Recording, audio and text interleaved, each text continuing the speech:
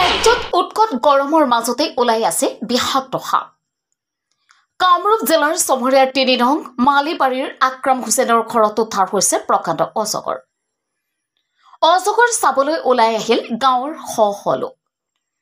দক্ষিণ কামৰূপৰ মালিবাৰীত উদ্ধাৰ সাপটোৰ আনুমানিক ওজন প্ৰায় ২০ কিলোগ্ৰাম বুলি অনুমান কৰিছে। অজগৰটো ৰাইজে প্ৰত্যক্ষ কৰি নগৰ বেৰাৰ বন বিষয়াক খবৰ দিয়ে আৰু অৱশেষত বন বিষয়া নুৰুল ইছলাম শইকীয়াৰ নেতৃত্বত এটা দল আহি সাপটো উদ্ধাৰ কৰি লৈ যায়। অৱশেষত বামুণী গাঁও বন বিভাগৰ বননিত এৰি দিয়ে বুলি জানিব পৰা গৈছে। News desk report MT news.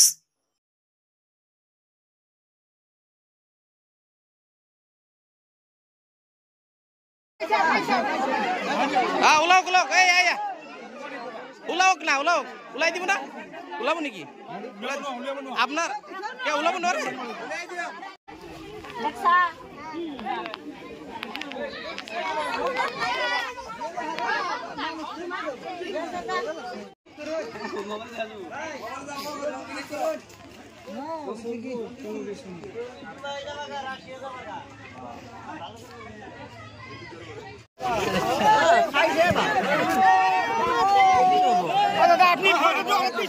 পাগলা নেকি মানুহগিলা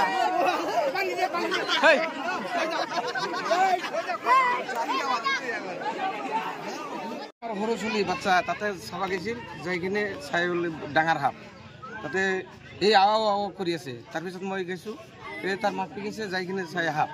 তাৰপিছত সি তাক ওলাই লৈ আহিছে কান্দাৰ পিছত। তাৰপিছত চাওঁ যে আমি বহুত ডাঙৰ সাপ, আমি ভয়ত ওলাই গুচি আহিছোঁ। তাৰপিছত খবৰ পাতি দিছোঁ, মানুহ গুচি আহিছোঁ। আপনাৰ ঘৰেৰ ভিতৰে তো ওলাইছে? আমাৰ ঘৰেৰ ভিতৰত। সাপটোৰ নাম কি? অজগৰ সাপ বুলি কয় মানুহ। আমি ইমান চিনি নাপাওঁ। কোনোবা কামুৰিলে নে? নাই কামোৰা নাই। কাকো কামুৰা নাই? নাই কামোৰা। আপনাৰ জায়গাটোৰ নাম কি আছিল এইটো? ৩ নম্বৰ মালিবাৰীৰ কথা। ৩ নম্বৰ মালিবাৰী। ফৰেষ্টাৰ আহি আছে বুলি কৈছে। এতিয়ালৈ আহি পোৱা নাই? আহিব নাই।